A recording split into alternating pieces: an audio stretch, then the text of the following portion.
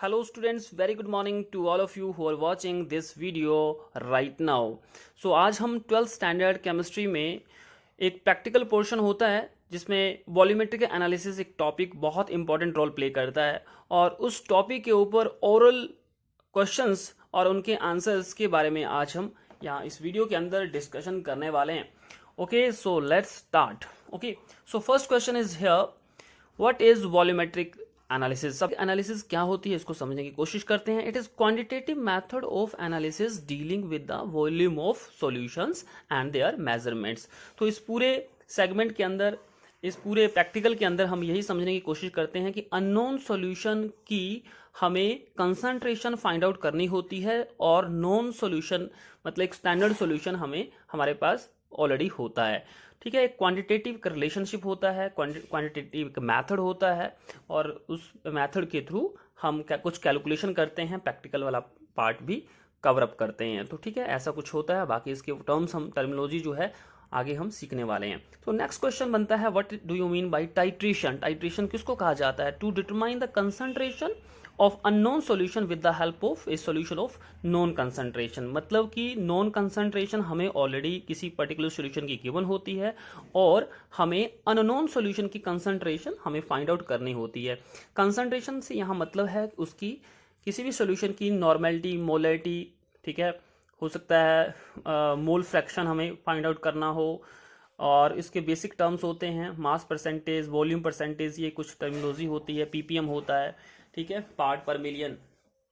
चलिए नेक्स्ट है, what is meant by term titre. तो ये क्या होता है टाइट्रे, इसको भी समझते हैं. The solution whose concentration is determined with by titration is called titre. This is also known as unknown solution. एक ऐसा अननोन सॉल्यूशन जिसकी मोलैरिटी या नॉर्मेलिटी हमें पता नहीं है, उस अननोन सॉल्यूशन की नॉर्मेलिटी और मोलैरिटी हमें फाइंड आउट करनी होती है. तो उस अननोन सॉल्यूशन को हम क्या बोल रहे हैं? टाइट्रे. ओके, ठीक है, आगे देखेंगे. Next term, what is titrant. Titrant किसको कहा गया है? The solution of known concentration is called titrant. ठीक है, तो नॉन कंसंट्रेशन किसी भी सॉल्यूशन की होती है तो उसको हम क्या बोल रहे हैं? टाइट्रेंट बोलते हैं. और उसको हम स्टैंडर्ड भी सॉल्यूशन भी बोला जाता है या नॉन सॉल्यूशन भी उस टाइट्रेंट को ही कहा जाता है. जैसे इस प्रैक्टिकल के अंदर हम क्या करते हैं, नॉर्मल जो जो पोटाशियम परमैंगनेट होता है, एक हमारे पास मोहर सॉल्ट होता है. तो पोटाशियम परमैंगनेट जनरली KMnO4 से रिप्रेजेंट होता है और हमें इसकी क्या मोलैरिटी या नॉर्मेलिटी हमें फाइंड आउट करनी होती है, या स्ट्रेंथ वगैरह हम फाइंड आउट करते हैं.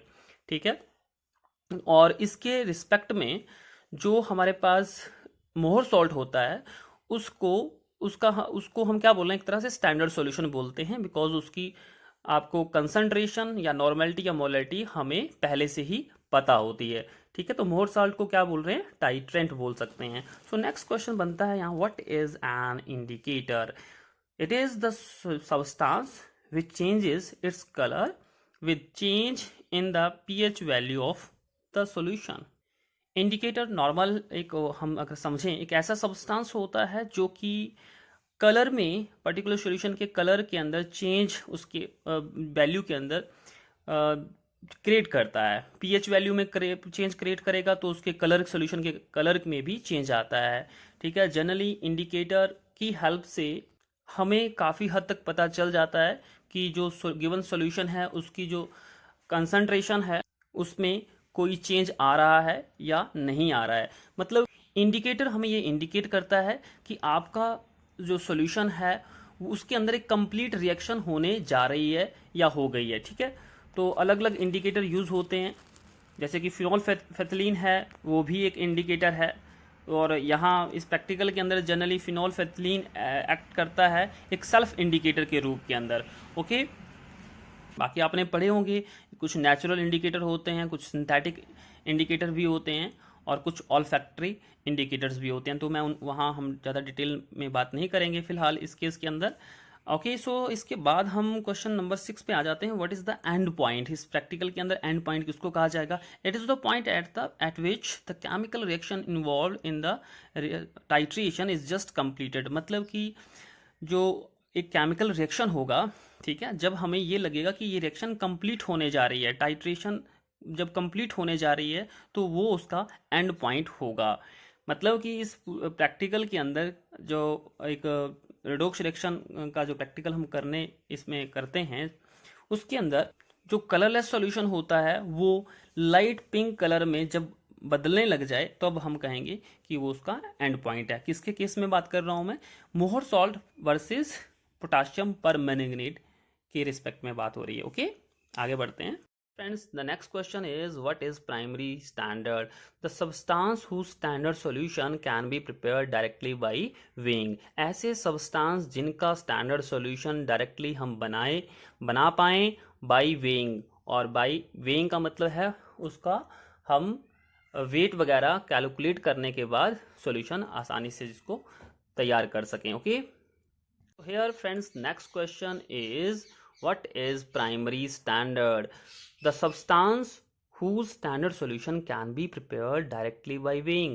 ऐसे substance जिनका standard solution directly बनाया जा सके, प्रिपेयर किया जा सके by weighing, by taking their weights। okay, next question is what is standard solution? The solution whose strength is known is called standard solution। ऐसा सॉल्यूशन जिनका स्ट्रेंथ हमें पहले से पता हो, उस ऐसे सॉल्यूशन को हम क्या बोलने वाले हैं? स्टैंडर्ड सॉल्यूशन बोलने वाले हैं। मतलब कि उसकी स्ट्रेंथ, नॉर्मेलिटी वगैरह हमें या मोलैरिटी हमें पहले से पता हो, उसको हम क्या बोलने वाले? स्टैंडर्ड सॉल्यूशन बोलते हैं। Okay, what type of titration are in which KMnO4 is used? So what type of titration? KMnO4 जब पोटेशियम परमैंगनेट यूज होता है इस प्रैक्टिकल के अंदर, तो भाई उस टाइट्रेशन को हम क्या बोल रहे हैं? क्वेश्चन क्या बनता है देखिए, तो रिडॉक्स टाइट्रेशन या ठीक है, रिएक्शन कौन सी है? रिडॉक्स रिएक्शन है। इसमें क्या होता है? ऑक्सीडेशन भी होता है, साइड बाई साइड क्या होगा? ऑक्सीडेशन के साथ साथ रिडक्शन भी होता है। तो ऐसी टाइट्रेशन को हम क्या बोले? रिडॉक्स टाइट्रेशन बोलते हैं। Next question is what is the indicator in KMnO4 titration? तो KMnO4 जो होता है उसका जो इंडिकेटर है वो कैसे काम करता है, उसको हम क्या बोलते हैं? तो KMnO4 is a self indicator. कि पोटेशियम परमैंगनेट इस रिएक्शन के अंदर कैसे काम करता है? As a self indicator. ठीक है, सेल्फ इंडिकेटर की तरह काम करता है और सॉल्यूशन को कलरलेस से लाइट पिंक कलर में बदल देता है, और वही हमारा एंड पॉइंट होता है। ओके, ऐसे क्वेश्चन पूछे जाते हैं प्रैक्टिकल वाइवा के अंदर, सो आपको ध्यान रखना है भाई। Next question is what is the type of titration between KMnO4 and ferrous ammonium sulphate solution? तो यहाँ एक और बात बता देता हूँ, फेरस अमोनियम सल्फेट, इसको हम क्या बोल रहे हैं? मोहर सॉल्ट। क्या बोल रहे हैं? मोहर सॉल्ट। मोहर salt and ferrous ammonium sulphate एक ही तरह का सॉल्यूशन बनाया जाता है, एक ही नाम है। ओके, तो यहाँ क्वेश्चन पूछा गया है किस तरह की टाइट्रेशन होती है KMnO4 versus ferrous ammonium sulphate के अंदर, तो उस आपको याद रखना है रेडॉक्स टाइट्रेशन कौन सी होती है? Redox titration. तो एक क्वेश्चन और है हमारे पास, what is the type of titration between KMnO4 solution versus oxalic acid? तो कभी कभी कुछ प्रैक्टिकल्स के अंदर KMnO4 तो खैर कॉमन है, और इसके जो रिस्पेक्ट के अंदर यहाँ देखिए फेरस अमोनियम सल्फेट सॉल्यूशन दिया गया, यहाँ क्या दिया गया? ऑक्सैलिक एसिड दिया गया है। तो चेंज हो सकता है, डिपेंड करता है कि आपके फाइनल जो एग्जामिनर हैं वो किस तरह का यूज़ करते हैं, कौन सा सॉल्यूशन यूज़ करते हैं। तो ऑक्सैलिक एसिड भी यहाँ काम में लिया जा सकता है। तो देखिए इसमें क्वेश्चन जो पूछ रहा है वो है किस तरह की टाइट्रेशन है, तो आपको याद रखना है वो भी रिडॉक्स रिएक्शन है, और रिडॉक्स टाइट्रेशन इसमें बनती है। So next question is what is the unit of concentration? So concentration का यूनिट क्या होता है? It is represented in gram per litre, and sometime concentration is also expressed in terms of normality as well as molarity। okay, normality and molarity की terms में भी concentration को measure किया जाता है। We have next question, that is what is oxidation? Increase in oxidation number or gain of electron। Electron का बढ़ना और ऑक्सीडेशन नंबर का बढ़ना, हम क्या बोल रहे हैं? उसको ऑक्सीडेशन बोलते हैं। In terms of oxidation, reduction, reactions. Okay, what is reduction? Next question, decrease in oxidation number. Oxidation number अगर डिक्रीज हो रहा है तो हम कहेंगे कि वो रिडक्शन की तरफ जा रहा है। और लूज ऑफ इलेक्ट्रॉन, मतलब इलेक्ट्रॉन का लॉस होता है तो भी हम उसको रिडक्शन बोलने वाले हैं। Next question is what is M/20 solution of KMnO4। अगर हम कहें कि भाई M/20 सॉल्यूशन KMnO4 लिया है, उसका क्या मतलब है, इसका मतलब क्या है ये देखते हैं। 1/12 part of molar mass of KMnO4 is dissolve in 1 litre of the solution. 1 litre solution बनाना है, ठीक है, तो उसमें हमने क्या लेना है, मोलर मास जो भी KMnO4 का होगा उसका 1/12 पार्ट लेना है, 1/20वां हिस्सा हमें लेना है। Next question is why dilute sulphuric acid is added with preparing standard solution of ferrous ammonium sulphate. जब हम स्टैंडर्ड सॉल्यूशन बनाते हैं किसका, मोहर सॉल्ट का, फेरस अमोनियम सल्फेट का, तो हम वहीं क्या यूज़ करते हैं, डाइल्यूट सल्फ्यूरिक एसिड भी ऐड किया जाता है। तो उसका रीज़न पूछा गया है कि उसका क्यों डाला जाता है, उसमें ऐड क्यों किया जाता है। So it is added to prevent the hydrolysis of ferrous salt. Ferrous salt की हाइड्रोलिसिस को प्रिवेंट करता है, ठीक है। नेक्स्ट क्वेश्चन देखते हैं। नेक्स्ट क्वेश्चन क्या कहता है, what is oxidation agent and reducing agent in KMnO4 as in and Mohr salt solution. तो यहाँ पे पूछा गया है कि जो KMnO4 होता है वो ऑक्सीडाइजिंग एजेंट कौन सा है, तो ऑक्सीडाइजिंग एजेंट है, ठीक है, यहाँ क्वेश्चन से ही पता चल रहा है। KMnO4 क्या है, ऑक्सीडाइजिंग एजेंट होता है। और फेरस अमोनियम सल्फेट का फार्मूला आप देख पा रहे होंगे, ये है, और उसको हम क्या बोल रहे हैं, रिड्यूसिंग एजेंट बोल रहे हैं, ठीक है, रिड्यूसिंग एजेंट बोल रहे हैं। तो नेक्स्ट क्वेश्चन है what is the molar mass and equivalent mass of ferrous ammonium sulphate. तो molar mass and equivalent mass जो होगा फेरस अमोनियम सल्फेट का वो कितना है, 392 ग्राम होता है। ये कैलकुलेट करना पड़ेगा, ठीक है। मोलर मास आप फाइंड आउट करना आपको आता होगा, तो बस वहीं से ये जो फार्मूला है यहीं से इसकी कैलकुलेशन निकल जाती है। 392 ग्राम molar mass of ferrous ammonium sulphate है। ओके, आगे बढ़ते हैं। So next question is why are burettes and pipettes rinsed before they are put in use। मतलब कि ब्यूरेट और पिपेट्स को हम यूज़ करते हैं तो उनको रिंस किया जाता है, मतलब कि उसी सॉल्यूशन से वॉश किया जाता है एक तरह से आप कह सकते हैं। तो उसका रीज़न पूछा है क्यों किया जाता है। They are required to be rinsed so that they may not affect the concentration of the solution. इसलिए उनको रिंस किया जाता है सो दैट जो कंसनट्रेशन ऑफ द सॉल्यूशन है उसके अंदर कोई ज़्यादा वेरिएशन ना आ सके, ठीक है। पिपेट और ब्यूरेट का यूज़ करने से पहले उसी पर्टिकुलर सॉल्यूशन के अंदर से वो सॉल्यूशन से वॉश किया जाता है, एक तरह से ये कहने की कोशिश की जा रही है। Next question is why the last drop of the solution must not be blown out of the pipette. आपने देखा होगा, अगर आपने पिपेट्स के ऊपर वर्क किया है, प्रैक्टिकल पोर्शन प्रैक्टिकली आपने इसके ऊपर काम किया है, तो पिपेट के अंदर जो लास्ट ड्रॉप बच जाती है उसको ब्लो आउट नहीं किया जाता है, मतलब उसको बाहर उसकी जो ड्रॉपलेट होती है उसको बाहर धकेला नहीं जाता है हवा से, ठीक है। तो उसका रीज़न पूछा है ऐसा क्यों, बिकॉज जो लास्ट ड्रॉप होती है that is the extra volume of the measured of the pipette. Pipette अगर 10 ml की है, 20 ml की है, तो एक ड्रॉप जो बच जाती है वो उसका एक्स्ट्रा वॉल्यूम में एक तरह से इंक्लूड किया जाता है। तो वहाँ उसको लास्ट ड्रॉप को ब्लोन आउट करने की ज़रूरत, बाहर निकालने की ज़रूरत नहीं पड़ती है, यही कहने की कोशिश यहाँ हो रही है। Next question, can you prepare the standard solution of KMnO4 by direct method. So इस आंसर इज नो। KMnO4 को डायरेक्ट मेथड से उसका स्टैंडर्ड सॉल्यूशन नहीं बनाया जा सकता है। Next question is what is redox reaction? It is the reaction in which oxidation and reduction go side by side। इस रिएक्शन में क्या होता है, ऑक्सीडेशन भी होता है, साथ के साथ रिडक्शन भी चलता रहता है। सो एक इंपॉर्टेंट क्वेश्चन बन रहा है यहाँ पे, विच मेनिस्कस ऑफ KMnO4 solution should be read in the burette. तो देखिए KMnO4 जो ब्यूरेट में जिसको रखा जाता है उसका सॉल्यूशन, तो उसका जो KMnO4 की रीडिंग हम जब करते हैं तो कौन सा मनिस्कस देखा जाता है, अपर या लोअर। इंपॉर्टेंट क्वेश्चन बनता है वाइवा के अंदर, तो आपको पता होना चाहिए अपर मनिस्कस को चेक किया जाता है कि अपर मनिस्कस कहाँ है, उसी रीडिंग को आप फाइनल मतलब रीडिंग मान सकते हैं KMnO4 की, ठीक है। So next question is why upper meniscus is read in burette in case of KMnO4 solution. KMnO4 solution एक coloured dark colour pink colour का सॉल्यूशन होता है, और देखिए इसका रीज़न क्या बताया, due to the dark solution colour of the solution lower meniscus can not be read accurately.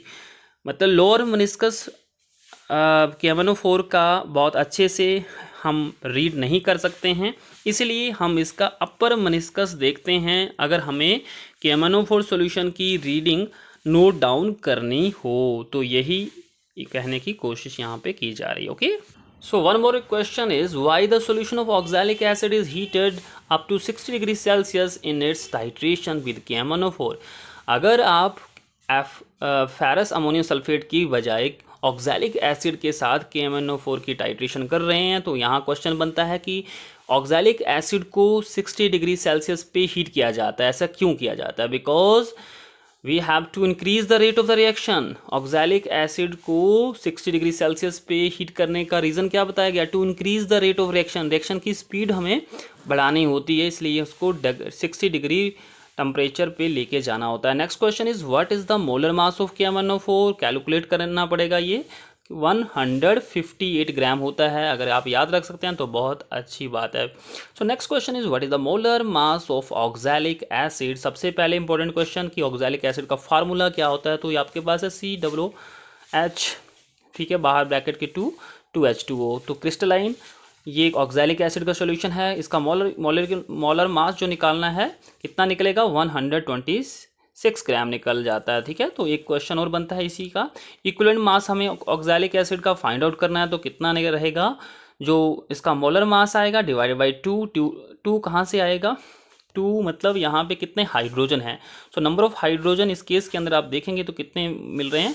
2 मिल रहे हैं। तो अगर यहाँ 2 हो तो यहाँ पे भी 2 लगाना है, मतलब basicity. Okay, molar mass divided by इसकी बेसिसिटी है, तो उसको कैलकुलेट करेंगे तो 63 ग्राम आपके पास इसकी वैल्यू कैलकुलेट होने पर शो करेगा।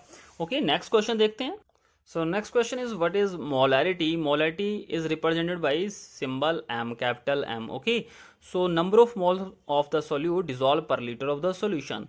Number of mole of the solute कैसे निकाला जाता है? Given mass divided by molar mass, ठीक है, डिवाइडेड बाई क्या आ जाएगा? ये तो है नंबर ऑफ मोल्स को फाइंड आउट करने का तरीका। सो ये कितने 1 लीटर के अंदर हमें कैलकुलेट करने होते हैं, तो जितनी भी वैल्यू आएगी divided by volume of the solution, ठीक है, जो भी रहेगा कैलकुलेट कर सकते हैं। ये आपके पास एक छोटी सी डेफिनेशन है। नेक्स्ट है नॉर्मेलिटी को कैसे फाइंड आउट करते हैं, N से रिप्रेजेंट किया जाता है। Number of gram equivalent of the solute in 1 litre of the solution है। तो ये नॉर्मेलिटी की एक छोटी सी डेफिनेशन आपके सामने है, आपको पता होना चाहिए। One more question is how molarity and normality are related with strength in gram per litre. तो देखिए बहुत इंपॉर्टेंट ये फार्मूला है, रिलेशनशिप है।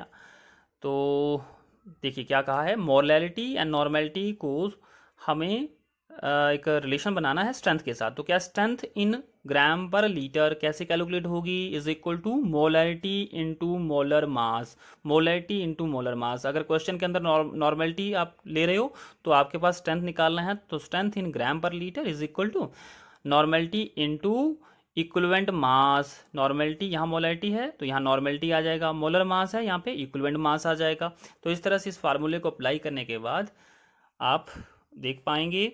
तो ये कुछ इंपॉर्टेंट क्वेश्चंस थे और आई होप ये क्वेश्चंस आपको समझ में ज़रूर आए होंगे, और आपके फाइनल प्रैक्टिकल के अंदर ये वाइवा के क्वेश्चंस आपकी डायरेक्टली इनडायरेक्टली बहुत हेल्प करने वाले हैं। अगर आपको वीडियो पसंद आए तो प्लीज़ चैनल को सब्सक्राइब करें, वीडियो को लाइक करें, अपने कमेंट बॉक्स में हमें ज़रूर लिख के बताएं। Okay, take care, bye bye, thank you for watching.